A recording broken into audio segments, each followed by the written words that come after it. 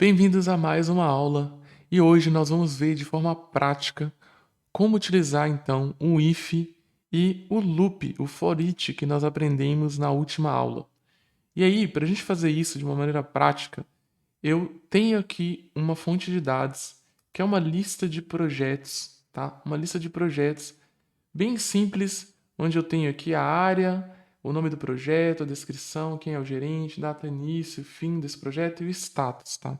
Essa lista ela foi criada no nosso curso gratuito de Power Apps. Então, se você não conhece esse curso, tem no canal do YouTube a playlist do curso gratuito para iniciantes do Power Apps. E é lá que nós criamos essa lista, porque nós desenvolvemos um app para controlar os nossos projetos, tá?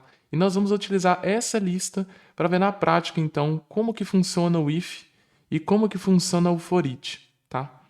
Então, primeiramente aqui, eu estou no Power Automate, eu vou criar aqui um fluxo, e aí eu posso escolher aqui para esse cenário, como eu quero demonstrar para vocês o funcionamento, eu vou escolher o fluxo de nuvem instantâneo. Mas aqui a gente poderia usar o fluxo de nuvem automatizado. Para quê? Para que quando um projeto fosse criado aqui, a partir da área que foi selecionada para esse projeto, nós queremos comunicar uma pessoa que é responsável por essa área para cuidar dos projetos dessa área, no caso, tá? Então, o ideal seria a gente usar o fluxo de nuvem instantâneo e usar o gatilho quando um item for criado nessa lista, tá?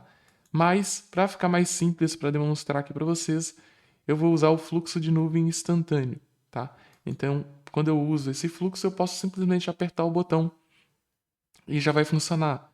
Se eu usasse o outro fluxo, eu teria que criar um projeto aqui nessa lista para o meu fluxo disparar, tá? Então, eu vou usar isso aqui para ficar mais fácil. Então, usando if e for each na prática, vai ser o nome desse fluxo, tá?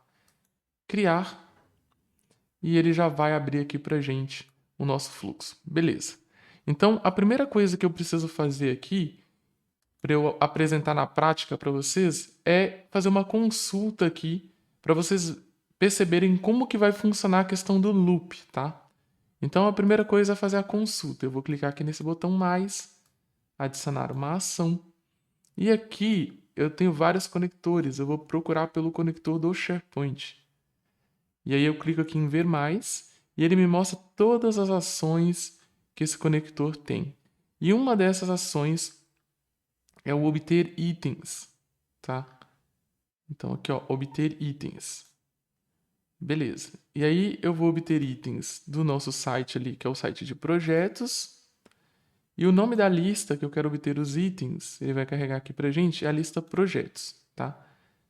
Aqui eu quero todos os itens. Aqui já vem uma dica bem importante. Às vezes a sua lista pode ser bem grande e o SharePoint ele tem uma limitação que por padrão aqui o conector ele vai retornar os primeiros 5.000 itens. Se você tiver mais que 5.000 itens na sua lista, você vai clicar em configurações, você vai vir aqui em paginação, vai marcar a paginação e aqui você vai colocar, eu quero paginar a cada 1.000 itens.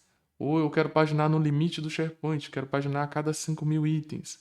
Tá? Você escolhe aqui. Então, beleza. A partir do momento que eu fiz essa configuração aqui nas configurações, se eu tiver 10, 15, 100 mil, 200 mil, 1 milhão de linhas, ele vai conseguir retornar todas. Tá? E ele sempre vai retornar de 5 em 5 mil. Então, configurei aqui. Aqui nesse conector eu tenho várias outras opções. Então, eu posso, por exemplo, usar aqui essa parte de filtro para aplicar filtros e retornar somente os projetos que o status esteja com valor não iniciado, por exemplo. Mas no nosso caso aqui a gente quer retornar todos, tá? Então vai ficar assim: obter itens. Quando eu faço fluxos muito grandes, outra dica, eu posso querer identificar aqui, eu estou obtendo quais itens? Obter itens, projetos. Porque às vezes, se eu não coloco o nome, eu tenho um monte de obter itens 2, obter itens 3, e eu não sei o que eu estou recuperando em cada um desses. Então é legal você colocar aqui o nome, tá? Feito isso, eu vou então colocar a nossa estrutura de if, que a gente aprendeu também na última aula. Por quê? Então eu vou colocar aqui, ó, condição. Por que eu vou colocar uma condição? Porque de acordo com o responsável pelo projeto, eu quero mandar um e-mail. Então alguém cadastrou um projeto ali, especificou o responsável, eu quero especificar um e-mail. Quero mandar um e-mail para esse responsável. Ou eu poderia criar uma tarefa no Planner. Ou eu poderia, enfim, poderia fazer qualquer coisa, tá? Mas aqui para simplificar, eu vou mandar um e-mail. Ou eu poderia aqui simplesmente mostrar para vocês o if funcionando, colocar um compose, como eu mostrei na última aula, só para mostrar que passou ali naquele lugar, tá? Então, vamos na prática aqui. Eu tenho uma condição aqui. Que valor que eu quero colocar aqui? Eu quero ver qual é a área, tá? Qual é a área daquele projeto. Então aqui, aquele campo, esse campo área aqui, ó, deixa eu mostrar para vocês. Aqui no SharePoint, ele é uma coluna do tipo de dados escolha, tá? O que ele faz? Quando eu clico aqui em adicionar um novo item, ele aparece essa caixinha aqui de seleção, tá bem? Então aqui, vocês percebem que aparece área, value e área. No nosso caso aqui, a gente vai usar área value, tá? Que ele vai retornar exatamente o valor ali que está cadastrado para a área.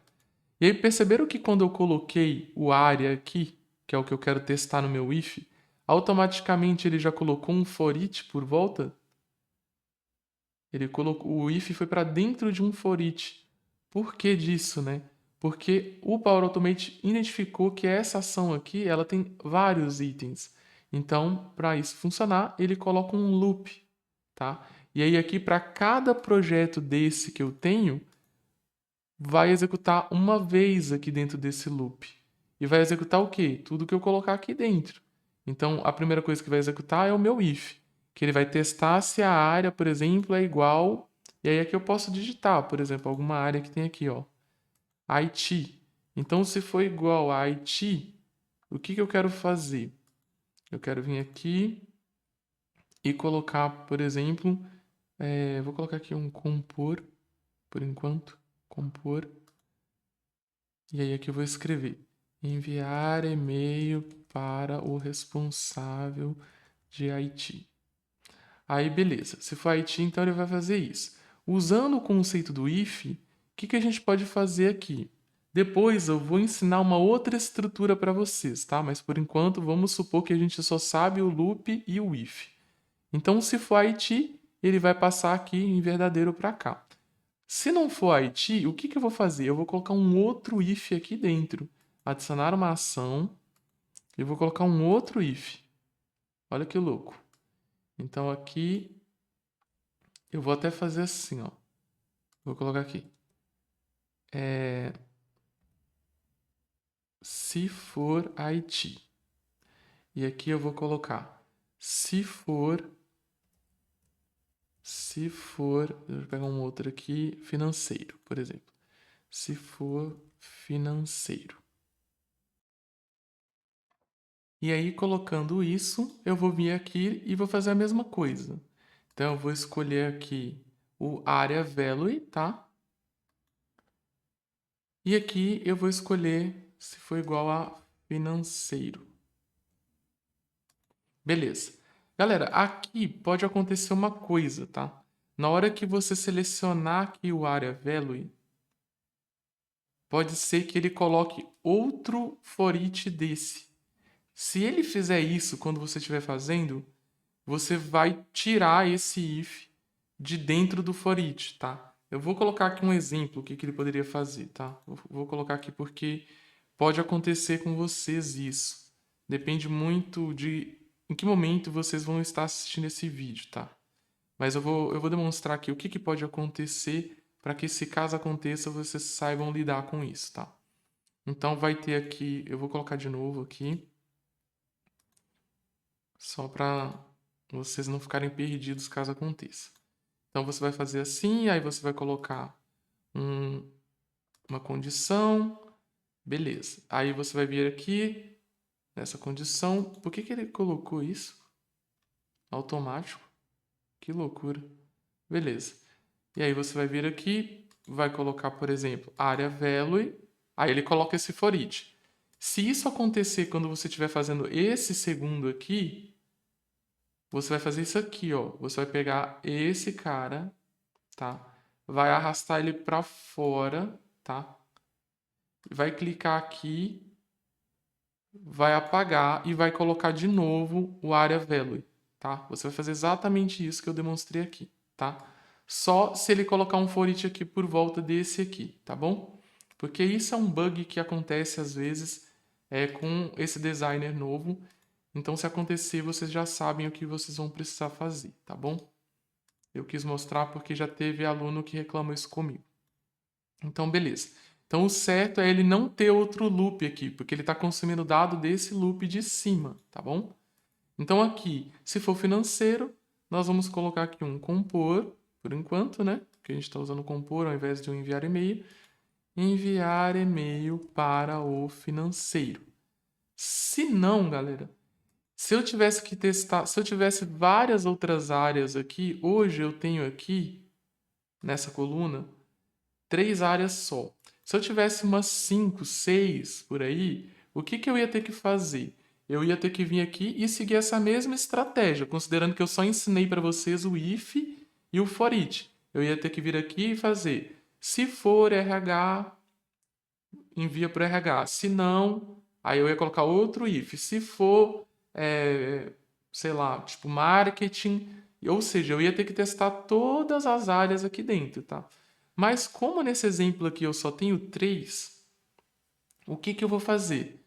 Se for TI, eu passo aqui. Se não for TI, eu testo. Se for financeiro, aqui no falso, se for financeiro, eu faço isso. Se não for financeiro, eu tenho certeza que vai ser RH, porque eu tenho uma caixa de seleção e o usuário só pode selecionar uma daquelas opções, tá? É um campo obrigatório e ele tem que selecionar pelo menos uma daquelas opções, beleza? Então, eu poderia fazer isso aqui tranquilamente. Se não for financeiro aqui nessa posição que eu sei que é RH, enviar e-mail para RH. Depois eu vou ensinar uma outra estrutura para vocês, que ela, para esse cenário aqui, ela é bem mais legal, tá? Que é o switch. O switch vocês vão ver que ele é bem mais elegante para você fazer esse tipo de coisa aqui. Mas por enquanto nós estamos trabalhando com o que eu apresentei para vocês até o momento, beleza? Então com isso aqui eu vou conseguir cobrir o meu requisito, vamos dizer assim, que é enviar um e-mail para o responsável de acordo com a área que for definida aqui, tá bom? Então vamos testar isso aqui. Antes eu só vou fazer um ajuste aqui na nossa lista. Eu vou deletar esses dois aqui. E esse aqui eu vou mudar ele para RH, por exemplo, tá? Pronto. Mudei para RH. Isso, para a gente ter um de cada aqui. Então, vamos salvar aqui e vamos testar. Aqui ele vai dar um warning, tá? Falando que, tipo, eu posso ter um problema de performance, né? Porque eu não coloquei nenhum filtro aqui na minha consulta. Eu tô mandando retornar todos os registros, né? Vou mandar executar aqui o nosso fluxo.